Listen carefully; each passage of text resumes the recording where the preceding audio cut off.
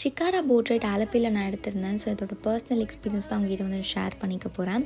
And இதுதான் எங்களுடைய boarding point. இங்கேருந்து தான் நாங்கள் வந்துட்டு போட் பண்ணோம். அண்ட் நிறைய ஷிகாரா ரைட்ஸ் இருக்கும்.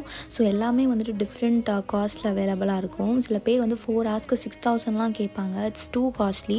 ஸோ எந்த அளவுக்கு பார்கெயின் பண்ணுறோமோ அந்தளவுக்கு நம்ம பீஸ்ஃபுல்லான ரைட் வந்துட்டு நம்ம போகலாம். ஸோ எங்களுக்கு ஆல் புட்டுக்கு ஏதோ 3.5 ஹவர்ஸ் ஆச்சு.